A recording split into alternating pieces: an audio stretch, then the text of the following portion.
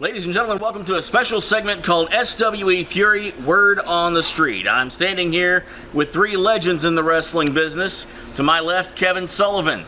Sitting right here beside me, Mr. James Beard. And to my right, Teddy Long, our SWE Fury General Manager. Now, guys, the way this is going to go, we're just going to turn you guys loose talking about a subject that our fans want to hear about. And I think, since SWE Fury is all about in-your-face Texas-style pro wrestling, I think it's only best to start with the history of this Texas-style pro wrestling that we bring to you here on SWE Fury every week. And I was hearing stories from each of you before we started here. And I think, let's get the cameras rolling and share some of those with our fans here on SWE Fury. Guys, take it away. Sure, yeah. I'm the only native Texan here, I guess, but... Well, that's why we're letting you start. Okay, well, that's good. That's good. I remember the first time I ever went to the Sportatorium, I was probably 7, 8 years old, something like that, and I saw Bull Curry, Danny McShane. Right. Yeah, you probably knew some of these guys. Red Bastine.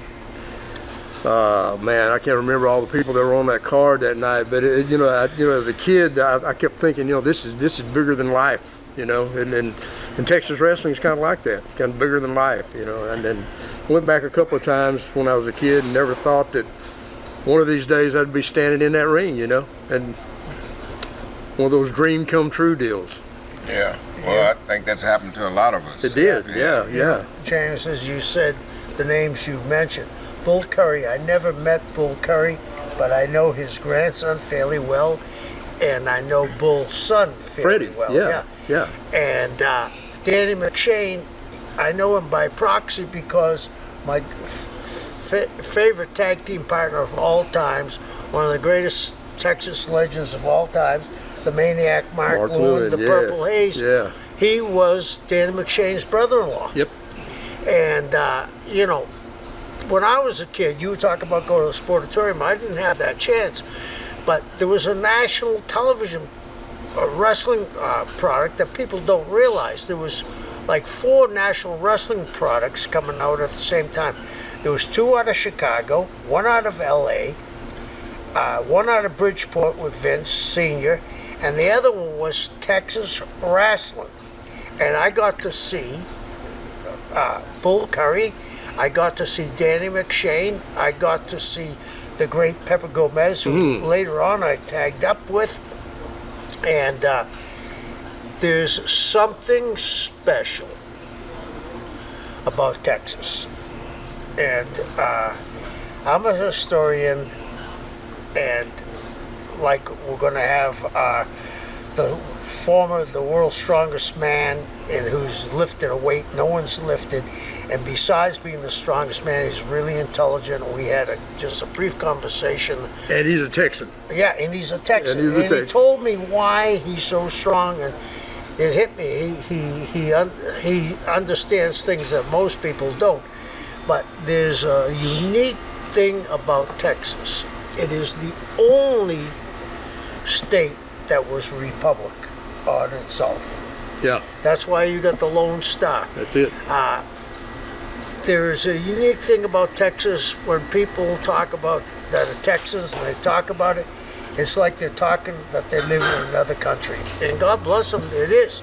Because everything from Texas is bigger, it's badder, and it's more exciting. And I just said bigger and badder. We're going to see him later on, Mark Henry. Is there anybody bigger than Mark Henry? No. From Texas, became one of the guys that followed in Texans' footsteps, became world heavyweight champion. But then when I said bigger, the first thing that flashed in my mind was Bruiser Brody. Yep. The Funks. Yes. And Mark has taken up that banner and come full circle think about this, from the 40s, there was Texas wrestling. They had their own champion at the time when the old man Funk hated Roger so bad, right? Yep. He had Koniski as the champion all through the WWE, where Mark becomes world heavyweight champion. So there's been a thread of Texas wrestling throughout the history of pro wrestling in this country. Well, and that's the thing about all of us. You know, we've got threads that tie us all together. You know, just a few miles down the road, we're at Southern Junction here in Irving right now. We're getting ready for a big night. You know, coming tomorrow night, Sweetheart's Brawl for SWE Fury. And you know, I was just thinking, just a few miles down the road, every Friday night, I'd be in that Sportatorium, that same place that I got to go when I was a kid, and see all those people and that were bigger than life to me, and then some of them became friends of mine later on. Red Bastine was a very close friend. That's the way this business is, though. I know you started out as a referee too, and we had the same experiences in different places. Right. Well, you guys were speaking about Texas. I'm just glad to have the opportunity to be able to work here now. You know, I never did work in Texas as a territory. When I was in WWE and WCW, I had a chance to come to Texas just to work on different shows or different events, but I never had any time, you know, to spend any time there. But during my time in this professional wrestling business, I had a chance to meet a lot of guys that worked in the Texas territory. Gino Hernandez, God rest his soul. Chris Adams was another guy I had a chance to meet. Hollywood John Tatum. The first match that I ever refereed was Ron Bass and Black Bart. Oh my goodness. So you know, Black Bart. Two Texans right there. So I had a chance to meet a lot of guys that worked in Texas, so I was able to work with them. But you know, I guess this is kind of like a blessing for me. You know, I came to work for SWE, and it was just something, like I always tell people, SWE didn't call me, I called them. But I'm so glad that I'm able to be a part of it now and to learn about Texas style wrestling. And that's what we're producing on SWE TV, Texas style wrestling. That's what's going to be. You can't forget what brought you to the dance. And I think that's what has happened to our sport. You know, I look at it now and I can just see it ain't what it used to be, because they done forgot what brought them here. So you're going to have to go back and give it to them if you don't. Well, some of us haven't forgot. I see where Mark Henry called out somebody. And I'm going to make sure, don't tell Mark this, I'm going to make sure it says, I'm a Mark Henry type of guy. He may be listening. And the other guy, a Ryback type of guy, probably won't sell a dime, but I'm going to make a killing of Mark Henry shirt. And I heard you guys talking, speaking about Mark Henry, you know, and I never will forget when I first went to WWF, when it was then, I had a chance to ride with Mark Henry and D-Lo, and I remember Mark brought me right to Texas. I had a chance to meet his lovely mom, man. What a wonderful woman she was. So I had a chance to ride with Mark and D-Lo, so they taught me a little bit about the Texas area, but not too much, because we was having a lot of fun at that time. And then a lot of times, I don't remember. I want to hear those stories. That's what I want to hear about. And James, you probably remember this when the height of when I was in Florida.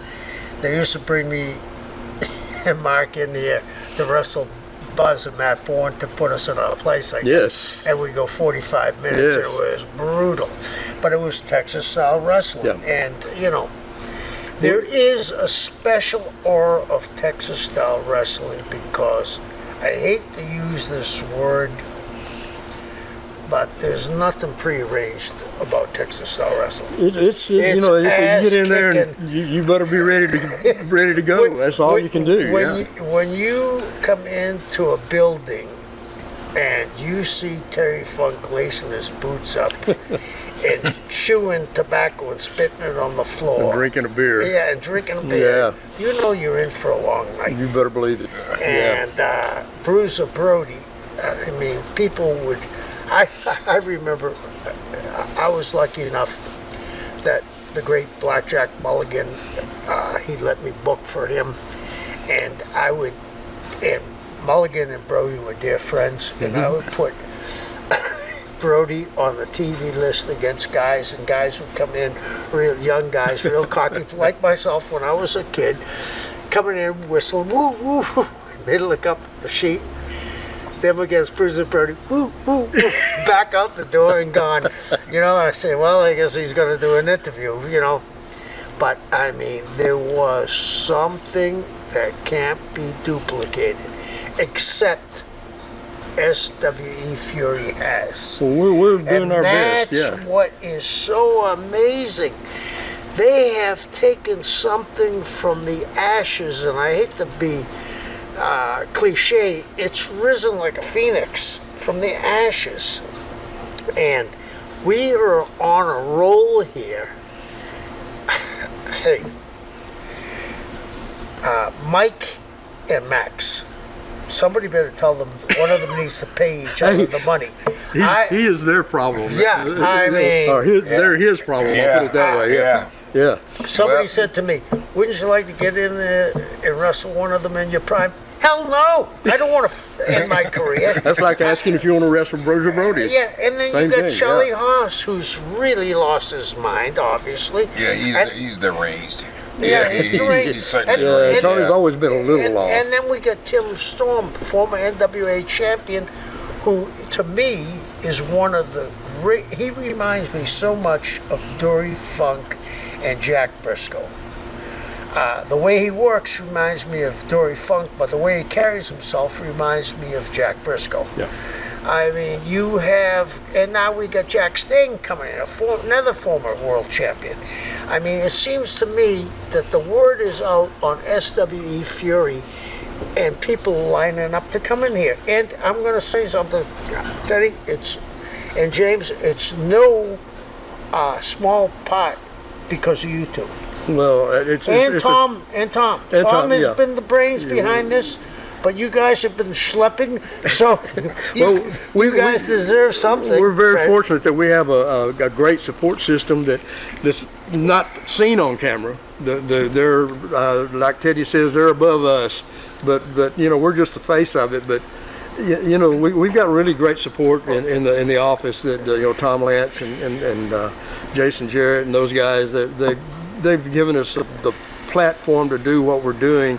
And people ask what Texas wrestling is. It's a lot of things, really. Yeah. It's brawling. It's there's a lot of technical wrestlers involved. And I tell you one thing, it's something that I want to be a part of. It's Yes. what I was brought up with. That's when I first saw SWE. I was just flipping around on my Facebook page, and I saw it, and that what drew my attention. I started looking at what I learned, in my days of coming up in professional wrestling. I come up with Kevin Sullivan. There's a guy right there that taught me almost everything I know. He started you, didn't he? Yes. Yeah. He taught me almost everything I know. He was responsible for me becoming to be a manager. I started DJing for him one night. That was my career. DJing. Yeah, I was a disc jockey on a radio station. And so we was riding around, so I started DJing for him and Hot Stuff Eddie Gilbert. So I was turning the radio down, just DJing. And I'm thinking I'm just showing them this, but they saw something else. They like, guys, a guy can talk. I didn't know, but they took it back and told the office that I could talk, and that's how I ended up managing because of him and Hot Stuff Eddie Gilbert. Amazing. Well, here's the thing, James. I've had the pleasure to know you over the years, but this is the first time we really got to work with one another. But Teddy, we've been around production people, you and I together. Yeah. This Bob is a diamond in the rough, and I told Tom that. He is brilliant. I mean, he's on top of things, and when he took over the production value went through the roof. Yeah. We're lucky at SWE Fury that we have him, because Well, Bob Marlin is an outstanding guy, man. I didn't have a chance to really meet him until I came to Texas, but I've seen him so many years on the TV out here with world class. And so, just to be able to get a chance to meet him live and in person and to watch him work, it's an honor, man. He knows what he's doing. I've known Bob quite a few years. What he did is and y'all probably I don't. don't mean to interrupt you, but you've known a lot of people for Oh yeah, I know. Well, I can say that about all of us. Yeah. We're all a little bit long in the tooth right now. Yeah, we know a lot of people. Been around, yes. But Bob came around back years ago. But I think it was back in the early '90s or something. The first time I met him, and he was a disc jockey. At a radio station in Tyler, and he wanted to get involved in wrestling. He wanted to be a commentator in wrestling, so he goes to the wrestling school to learn what's going on. How to apply the holds, all that kind of thing. That's how dedicated he was. So it means a lot to have people like that around that can. That care about our sport. That's why he's good at his job. Yeah, absolutely. Thank God for Bob. I love him to death, man. Yeah. I would like to just say one thing. A dear friend of me and Teddy and probably you, James, Oh yeah, passed on today. that's true. Yeah. Yeah. a classier guy, I don't know if there was anybody more classy than Butch Reed. Yeah. Butch Reed drew money everywhere he went. Butch Reed was a pleasure to be around. Teddy, you managed him and Ron, one of the greatest, and they don't get the recognition. No. One of the greatest tag teams of all times, Doom. Yeah. Hey, what I used to love was when the Steiners would get a little bit, on that track where I just put Doom Steiners. That calmed their asses down, right? And that was a real fight. Yeah. Well, those two guys were for real. There's no question about that. Yeah, Butch was. That's why he was what he was. He was a real thing, man. Yeah. And you can't beat that, and that's what we're trying to do here. So that fits right in. And it's sad when we lose our old friends and guys we work with. I know you worked with him a lot closer. Yeah, I traveled up and down the road with him and Ron for many years, and I had a chance to see Butch maybe last month. Him and Ron and I did a virtual signing in Charlotte, North Carolina for the High Spots. And Butch was there, so I did get a chance to see him like a month ago, I believe it was, maybe a couple of months ago. But he seemed he was in pretty good health. You know what I mean? He was happy and everything. So you wouldn't think that he was having any problems. But I did get a chance to talk to his sister, and I think she told me that he had a couple of strokes, and then he went into a coma. But he had come out of the coma, and he was just back. He was still in the hospital. But to learn him passing is Teddy, he could have made $1 million as a voiceover on movies. Yeah, he had a great voice. Oh yeah, he had a great voice, didn't he? Yeah, and what's his favorite word? You gonna taste these soup bones? I'm gonna put these soup bones right up. yeah. We've lost so many good friends. It makes you think. You gotta remember to let them know how you feel about them every once in a while. And stay in touch, that kind of thing. And speaking of that, we got a guy here that's going to sit in with us for a little bit, maybe tell a few little stories, and let us know what he feels like about being here and involved in SWE Fury. Mark Henry, are you out there somewhere? Well, let me tell you a little. Come on in here, brother. Let me tell you a little thing about Mark Henry. Yeah. So, I've just met Mark at a Cauliflower Island Club about maybe 2 years ago. What a class guy. But I told Mark when I met him, I said, I see you every day. He looked at me like I was crazy. I got a picture of him when he's holding that deadlift, and the world it looked like with one hand.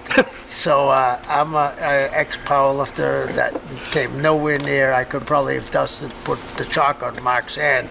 But, brother, he's a true athlete in 3 sports. And, Mark, thank you for coming. Well, thank y'all for having me. I'm going to take my mask off now. I've just got a question. I mean, you became a big star in WWE. Where did your interest in wrestling start? My grandmother. My grandmother was a fanatic. We used to go to Lafayette, Louisiana, Beaumont Civic Center, and she was a big fan of Ernie Ladd, and he was from our area, so it was like he was the neighborhood or the community hero. Right. And she just was like, anytime you want to go, just let me know. I'll get you a ticket. And that became our Saturday thing. Like, I would go with my grandmother to go watch pro wrestling, and I became a big fan. That's interesting too. Ernie was a legit professional athlete, just like yourself, and transitioned into wrestling, and whoa, what a guy! You talk about drawing money. Yeah. Oh my goodness. I was a little kid, and I went to an AFL game, the Chargers against the Boston Patriots in Fenway Park. Not the New England Patriots, the Boston Patriots. And Ernie was smart then. He took his helmet off, which nobody did, and went down and hit the goal post. And his size made the goal post go woo, woo, woo. And the other thing about Ernie, one of the classiest guys I ever met in my life. Absolutely. I was on my way out. I wrestled in New York for the Old Man, and my position was to get the guys ready to wrestle Bruno. So they would give me the wins on the guys leaving Spiros and Mario and the different guys, and then I put the guys over.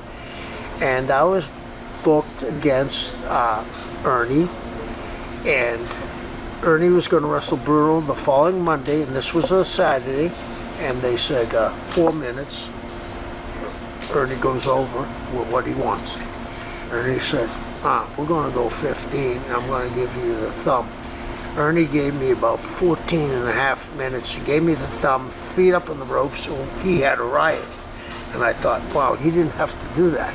You know, I'm on my way out too. You know what I mean? I'm on my way out, and he's going to Bruno on Monday. And he was just a class act, and it was a pleasure to be around Ernie, because I'm not going to say which row where it was, but he was so good. He would say, you know, I'd invite both of you to sit under the learning tree, but you'll never understand. The other one's, his back must be sore for carrying you this long. Correct me, guys, if I'm wrong. Wasn't he the first real black booker we had in this? Yeah, As far as I know, yeah. He was. Bill Watts. Yeah. He was a really, really smart guy too, and along with being funny, he come here, Henry, sit under the learning tree. I got something to tell you. And he was still, you know, good friends with Vince, and Vince told him what he was planning. And I came to a TV and he was there, and I wanted to look around like, is anybody seeing this? Like, I mean, I was just the biggest mark you ever seen in your life, and he just told me, come over here and sit down and talk to me, and it was like one of the best conversations I ever had with any wrestler to that point, and all of it was not about wrestling. Yeah. It was. He talked to me about life and respect for the business, and don't let your head get too big, you know, to where you feel like you're bigger than the business. He said, there's nobody here in this building that's bigger than wrestling, including me. And that's the mentality that I ended up having my whole career. Is I always felt like the business was the meat and the potatoes, and we were just the roll or the salad. Yeah. The business is the things that matter most. And Well, it's called survival. That's how you learn how to survive. You know something, I don't mean to interrupt it, but what Ernie did was unparalleled in the wrestling business. Back in the day, when he was in New York for Vince Sr., it was him, Billy Graham, and Ivan Koloff. Well, nobody can work on the main event every show, right? Ernie was the guy that almost formed the union, said, the three of us are going to get main event pay on every show, no matter what position we're in. Okay, maybe Koloff has wrestled San Martino, but I'm getting Pedro ready to take that strap when Bruno sits down, and I'm a real athlete. And the Old Man caved. Try doing that today. yeah. Well, it's hard to find anybody that's going to stand up for the guys like that these days. But you know what? I think a lot of it is guys back then, and even now, there's people that don't take care of their money. And, you know, the biggest fear is to not to be able to pay the bills the next month. Yeah. Right. And, you know, fortunately enough for me, I had smart people around me, and I made some good decisions, but I also made some dumb decisions, you know, and I think that give the younger guys that knowledge and say, look, man, I know you're making good money and you think it's going to be like this for the next 30 years, and that's not the way wrestling works. You got a season or two, you know. You might got 2 or 3 runs, and then it's over, and then you do what you're supposed to do, and you help the business, and that's kind of like, you know, my spiel to the young guys. I'm like, listen, you watch wrestling all the time. You see the same 5 or 6 guys at the top, and you see a lot of rotary players. Right. I was like, I hope you can be one of those top 5 or 6 guys, but history says that you're going to be a rotary player. Yeah. And which we all, you know, we see them on the way up and we see them on the way down. And that's what the kids need to know. I say kids, I'm not elder statesman like you guys, but I'm getting there. Well, I'm starting to feel it when I wake up in the morning. I'm sure to the guys that you're talking to, you are, and that's the important thing, you know, because you've been there and done that and experienced it. I wonder if the guys get enough of that these days. They don't. They don't. They feel like they got 2 nickels to rub together and it's gonna last forever. Yeah. Well, a lot of these guys now that are in the business, a lot of young guys, they have no responsibility. They have, you know, no wife, no kids or nothing, so they don't really have nothing to take care of but themselves. So they really don't know how to take care of themselves. I never forget, Jim Ross used to always come in the locker room and he'd always say, "Save your money, kid." And I never did pay that no attention, but as I got older and I stayed in the business, you know, now I understand exactly what he meant. He was telling us something, but nobody wasn't really paying him any attention. You know, that, he don't know what he's talking about. Yeah, he does. I remember a story about Ernie, where this is when, Mark, it was before your time, when drugs were really prevalent in our business. And Ernie went into the dressing room when he was the booker in Louisiana, and had a gram of cocaine in a bag in a Cougar ran.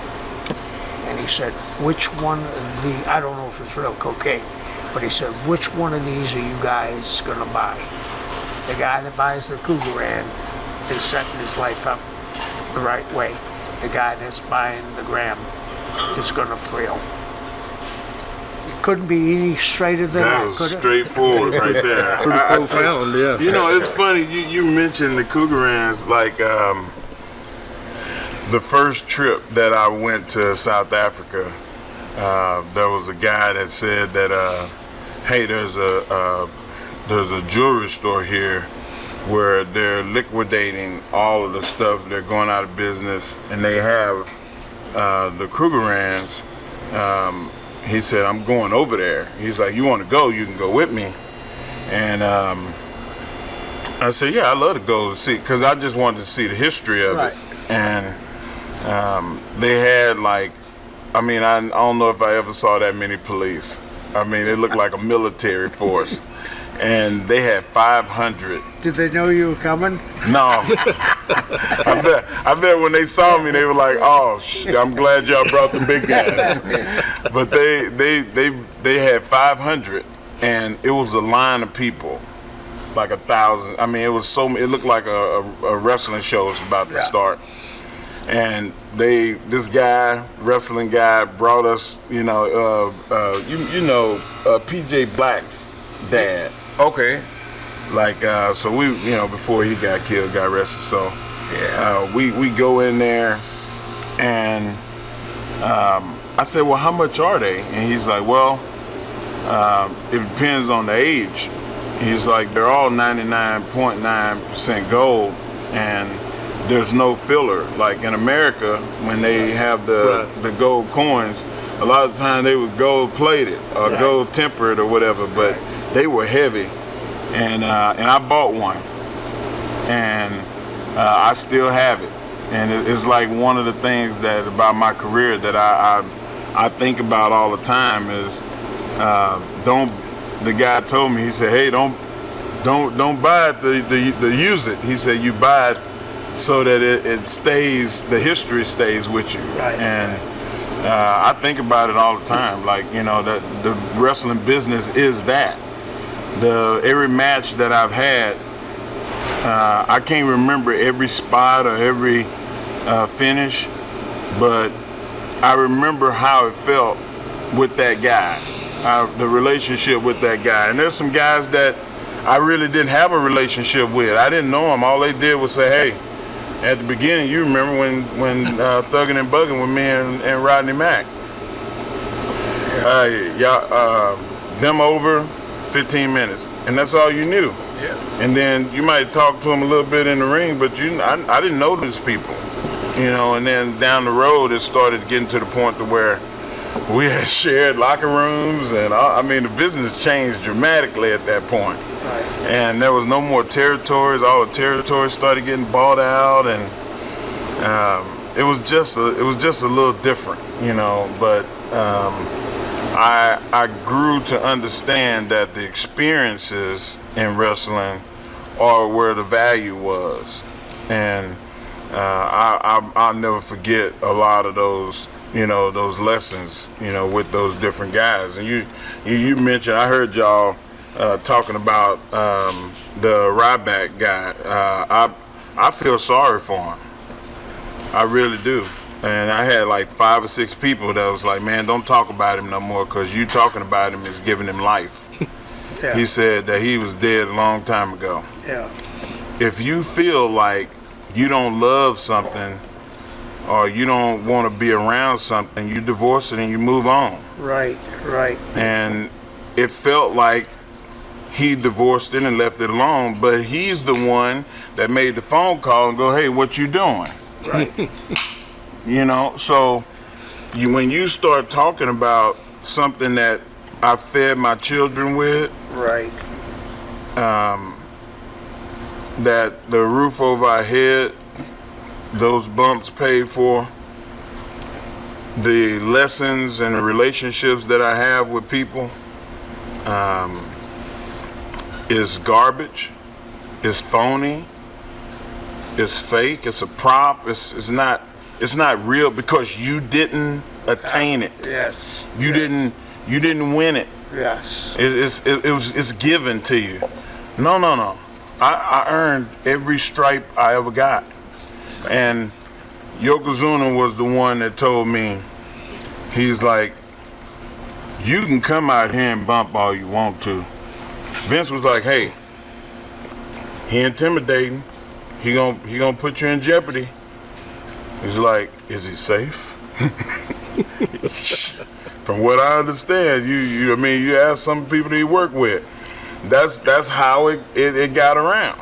Like, well, But here's the thing. I'm punching pillowcases for 10 months. They knew they were going to make money. I don't even know them, but they put that on you because you were going to lead the company, not just because of your ability in the ring. It was your stature as a human being. And I think I've liked you from the minute I met you, because you have this stature. You know who you are. You've been raised right. Yeah. And you respect the business. For him to say it's all props and everybody should get paid the Hurt same, my feelings. It hurt my soul. It should have hurt your feelings, because you know how it means for you to carry that strap. You're feeding the rest of the folks' families. Yeah. And I always thought about that. Teddy and I talked about that years ago. I said, hey, we're in a position, Teddy, here now, when Teddy became the hot manager. I said, there's people that if we don't draw, they're not going to get paid. And I understood that right from the beginning. And you know who told me that? Ernie Ladd. Ernie Ladd. He understood it better than everybody. Better than anybody. That he understood when you're in that position, it ain't just for you, man. You got to draw because you got people depending on you. Yeah, that maybe aren't in the same status as you. I never missed a shot. We showed up late a couple of times. And that wasn't intentional. It wasn't intentional. No. It wasn't because we was jacking around. Just, hey, sometimes you read the wrong paper. You're like, oh, that's tomorrow. Well, with no GPSs, none of that. So, you stopping asking people, how do I get down here?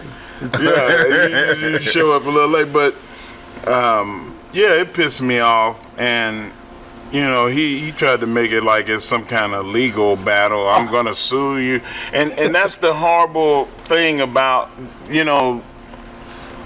the mentality of people around wrestling now. we've let too many snakes in. I believe that's true. There's a bunch of guys that don't deserve to be in wrestling. Yes. Because their heart is soft, not just they mind, but they only think about them. Well, And they don't have those conversations like we had with Ernie. Yeah. Another Mark made a statement about something like that this last week or a couple of weeks ago that kind of stirred some things up. Mark Calloway. Yeah, I think I know what he meant. What he meant was guys were more loose cannons. Guys were a little bit more uninhibited back then, and there were guys that would stab you. There were guys that would shoot you if they felt like they can get away with it.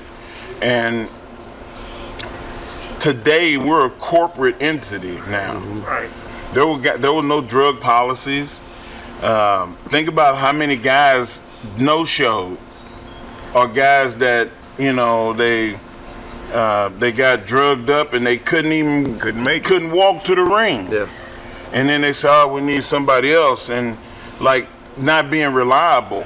The only way the business was ever going to change and that it was going to get controlled to where it was looked at as a legitimate, a really tangible business that you can actually trade on the stock market is if you got rid of all those guys. Right. And that's what happened. Yeah. I don't see nothing wrong with that. I would rather have him. Oh, hey man, you can take that. You gotta take that. No, I don't. Oh, come on. Dang, I wanted to say something. But She says you didn't leave the money. I didn't. Oh, Hey, that's my son, and he's not getting the money. mine either. But you get to that point to where all of those people that you try to publicly trade something on the stock market, you can't trust them to do the right thing. So you have to say, let me get somebody that can. Did you know at WWE at one point there was 32 guys that had college degrees? No, I didn't. 32. And 2 PhDs. Wow. So that you go back 30 years of pro wrestling, there was no college graduates in wrestling. Very few, They yeah. couldn't write PhD. 3 letters in a row. No. I bet they count that money though. But it was the difference. We've evolved as not only just as wrestlers but as men. As a society too. Yeah. And as a society. So so when people take punches and stabs from the peanut gallery, I feel like it's a personal attack. You're attacking me personally. Well, he was. And I'm still young enough that I'm still wanting to like get it in if I have to. Yeah. The guys like that don't understand too that promoters and business owners in wrestling, they're not stupid. So they're gonna put the people that are gonna make them money on top. Amen. And reliable. And that's and are reliable. Exactly. All those traits, and that's the way. I mean, you did the same thing with WCW. You're not gonna put some idiot on top there. Somebody you couldn't trust. That's the way it is. That's the way it always been. Yeah, That's a rule of law. Nothing new. Can I just switch something to Mark a little bit different? Mark, when you were a kid, growing up, you said you and your grandma were big wrestling fans. Who was your favorite wrestler? JYD. I bet he was. And we would go to Louisiana. I cried like a baby. Ted DiBiase, and I talked to Ted about this, and it's a funny story. He remembered when I brought it up. I said, I don't know if it was a blade or if it was hardway, but I was in Lafayette, Louisiana, on the 3rd row. You remember the bicycle rack thing? Yeah. And blood was squirting out like, and they had to stop the match and take him to the hospital. Right. But Ted DiBiase got in the ring and he cut this, and anybody else that wants some is gonna get the same treatment. And he was going off. And I'm crying. I was like, I hope he died. I just want him to, like, he hurt JYD. And I said, do you remember? He said, "Oh my God, I do remember that." He said, "You were there?" I said, "Yeah, I was 8." Wow. He said, "Damn, I'm old." There's another guy that drew some money, man. Oh my God, Ted DiBiase was so good, man. Yeah. I look back now at, when I saw him as a kid, and I didn't appreciate how good he was. I just was mad at him because the same thing with Kevin. The first time I met Kevin, like I would hold on to my heart like this because I ain't want him to take my heart away. Like he scared the shit out of me as a little boy. I told him, I said, "Man, I couldn't even, like whenever you came on, I would leave the room." Like that's how scary it was for me as a kid. The devil. And a lot of people don't realize that wasn't real fans, that they modern wrestling fans. Like the business was different back then. Like my godson, he got to see Kane when he was probably about 7 or 8. And Kane used to scare him because of the pyro, and he had the mask, and he looked evil, and he just was like, no, I don't want to see it, I don't want to see it. But he didn't. If Kane was to work like Kevin worked, like back, he would never watch wrestling again. Like it was different. Well, don't you think that's kind of missing a little bit, though? It is missing. It is missing. I think making people care is the big thing. Today I see a lot of wrestling, and the whole point is just to get a reaction. Yeah. And instead of making people feel something and care about something, and you can do that a lot of different ways. But I think that's one of the things that we're trying to get back to, is making people care about what happens. We may do it in a little wild way sometimes, but we want them to care. Right. Yeah. And we obviously have hit a nerve that we're on the right track. Mark wouldn't be here. Teddy wouldn't be here.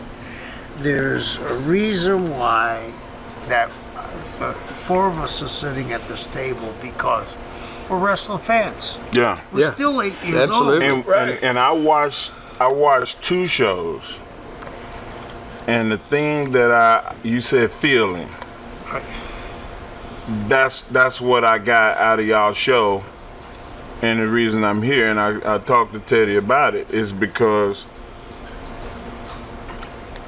the guys made me feel like I did when I was 8, 10 years old, because of the way that the work is, but also the way the perception That's it. of the business.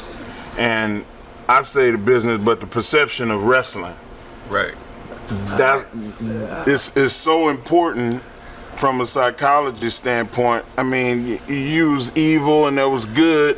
You got big versus small, fast versus slow. As many things that you can put against in a situation in a match. But if I don't feel it and believe it, then you're just out there in tight clothes dancing around. We've all been in the business a long time. I mean, goes back to the, 70s for you? Yeah. 70s for you, and I'm in the 80s and 80s, and you've been in here 20-something years yourself, Mark, I still, if I watch a match and it does me that way, it draws me and makes me care about it, I can still be a fan. Yep. And I know every detail about how this thing works, and it doesn't matter to me because I can feel that and I care about it. But the problem is that I don't see a whole lot of it. You see it in spurs. You see like 5 or 6 people that do it, and then everybody else Every once in a while. And you can name the guys that understand that. Yeah, Well, you're right. but that's what we're doing in SWE. Exactly. We're getting people that understand, and that's what we're going back to. And Like teaching those that don't. that's right. We're Exactly. getting them to realize the willing suspension of disbelief, that when you come into that building and you see Max and Mike and Tim Storm and your former partner, Rodney Mack. Rodney, Mack, yes. one of the greatest performers in the world. Okay, maybe it takes you a couple of minutes, but you're in there and buying it. Teddy knows my wife. My wife was a big wrestling fan. She saw somebody showed her a match with me and Andre. And she said, he couldn't have been that big. I said, why not? She said, because he hit you and you just shook your head. I said, Well, did you tell her you don't sell nothing? Did you? yeah. I said to her, let me tell Damn, you. Teddy, stop shooting. But it's the truth. No sale, And I Kevin. said to her, Yeah. I said to her, here's the difference. I'm 5'8", he was 7'3".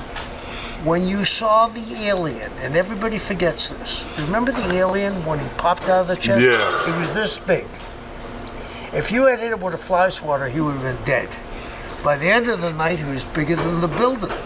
I said, I'm the alien. I'm this big, but at the end of the night, they think I'm bigger than the building. but that's- and it makes it's psychology. You can And make that's all people, it is, yeah, especially you can make people I accept still anything. think yeah. he should have beat the shit out of you, but you have this guy coming into the ring. I always say this, Mark. Even at my advanced age, I'm going to come down. No sell, Kevin. I'm going to cut. This is another no sell. I'm coming out of the bar. Me and Teddy, we're coming out of the bar.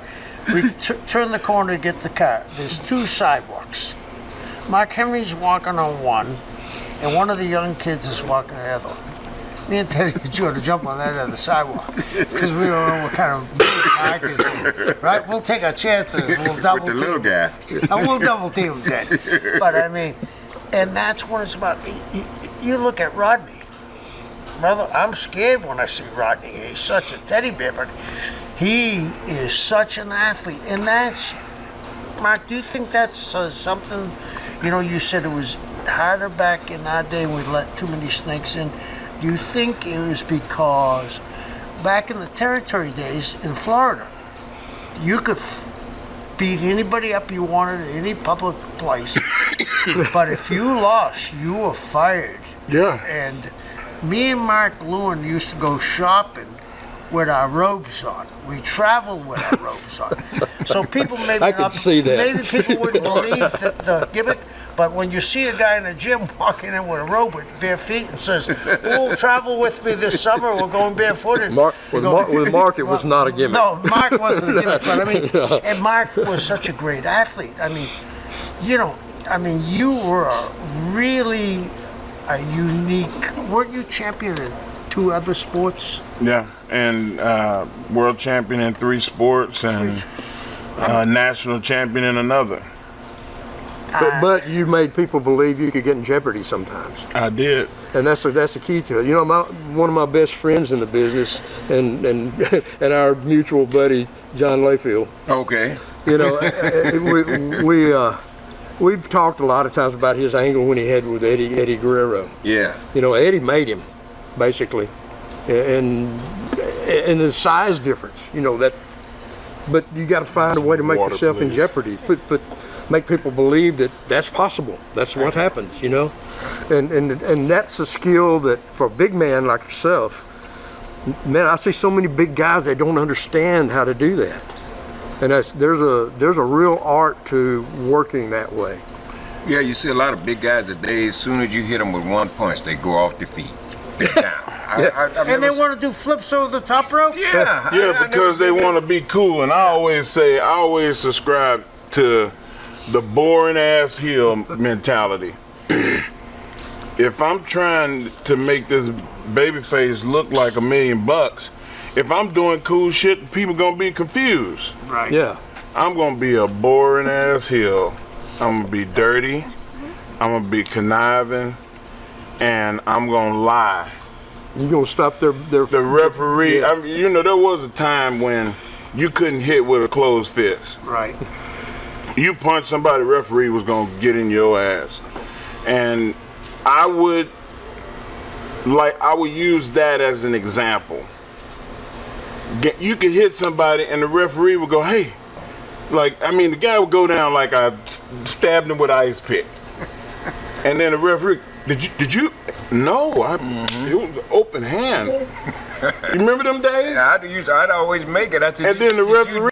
The Referee would get behind me. Yeah. I'd grab my headlock and I'd make everybody see the knuckle come in, and get him again. Right. And now the referee is like, okay, And he starts counting like he's gonna throw me out. And I'm like, no, I'm sorry, please. You get a big dude begging, he lying already, say he ain't doing it. Now he begging, please don't throw me out, please. I promise I'm gonna be good. And now he goes to grabbing the dude's hair. And you just progress to something more violent every time. And these guys today, they go from, they don't even lock up.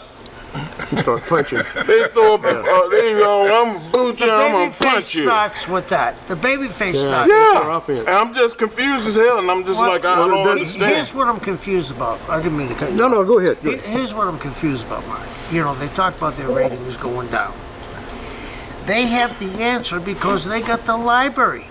When you were drawing money, they got the library when Undertaker was drawing money. Austin Rock.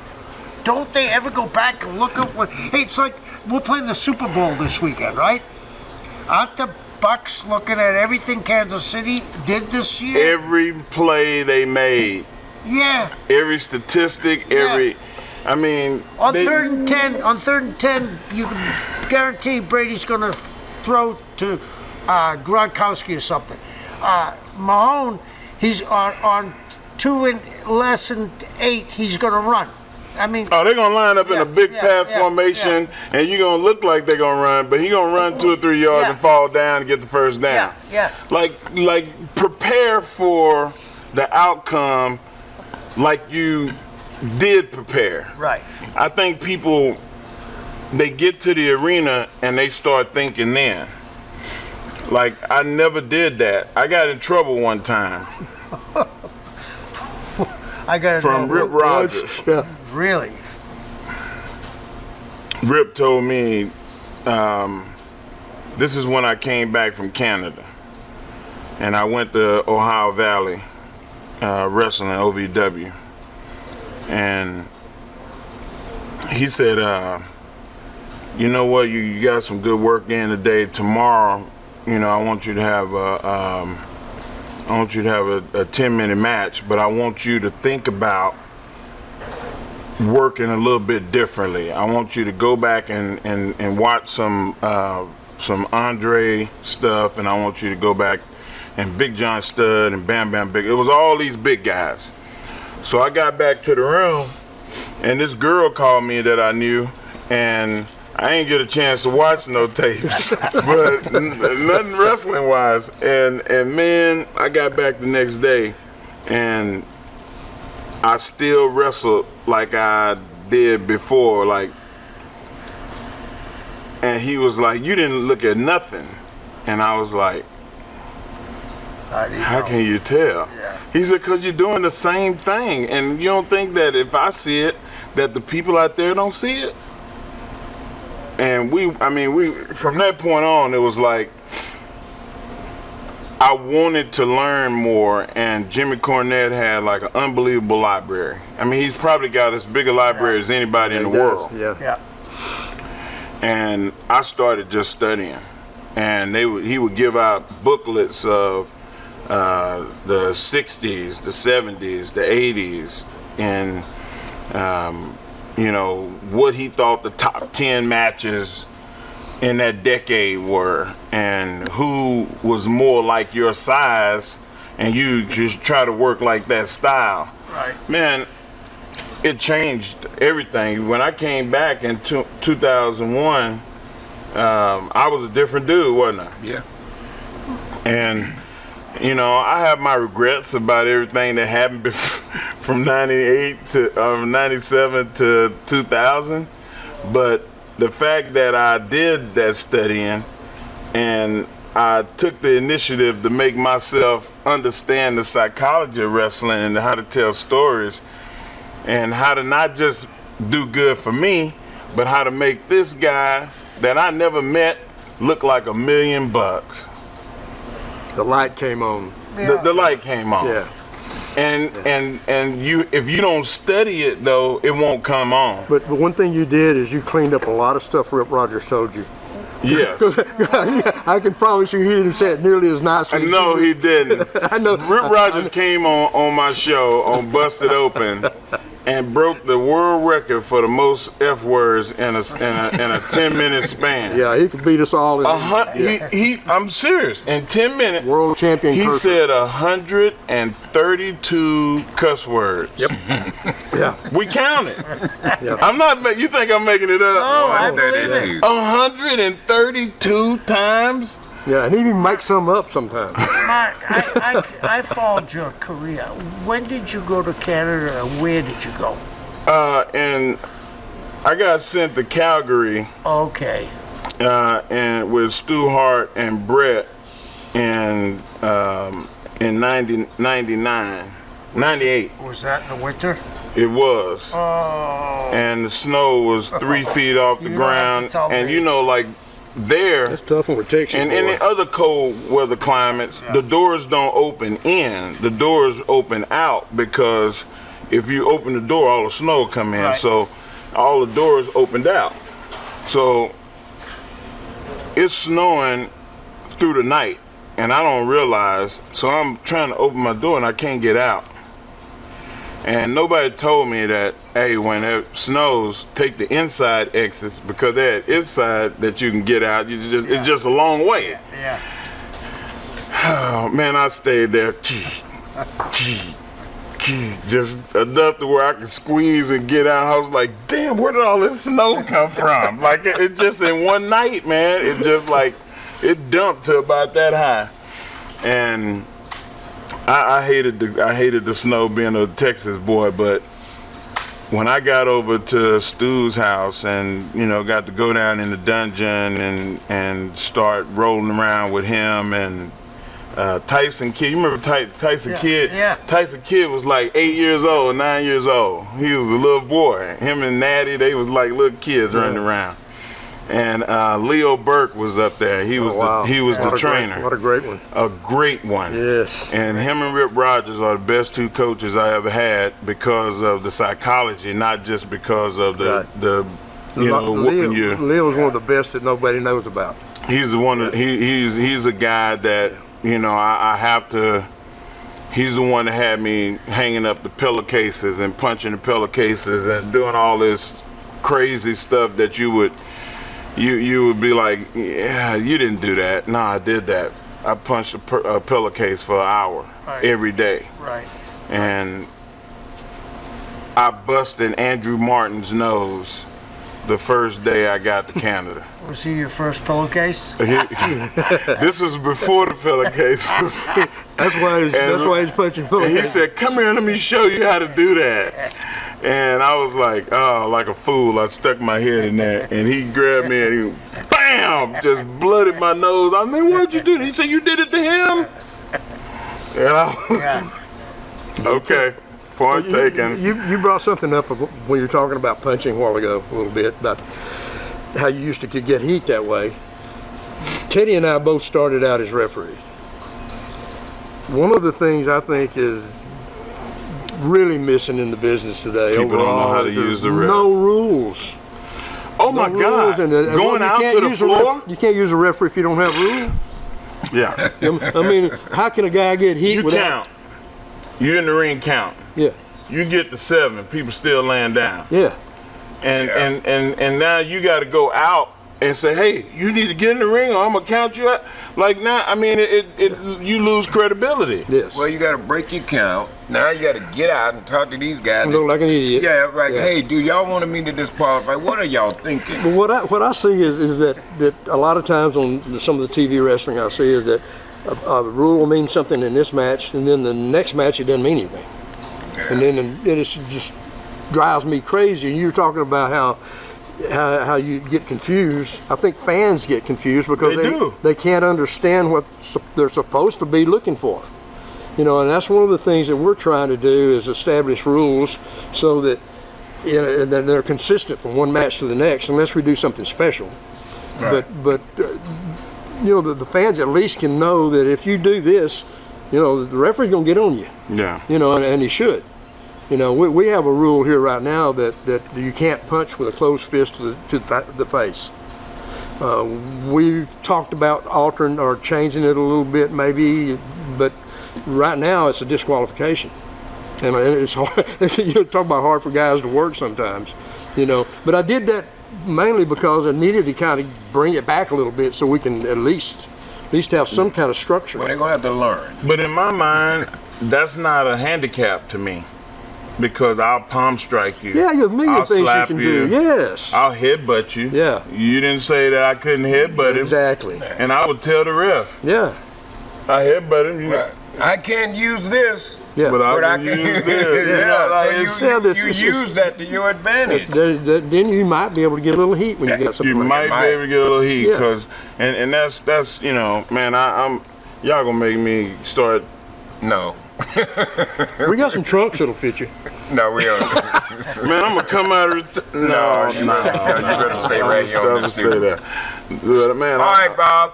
Well, Bobby, I think I think we might have to close shop, Teddy. I'm about to start eating people if I don't get something. Yeah, and to I got a pee, Bob. I do too, Bob. eat. Pee break, Bob.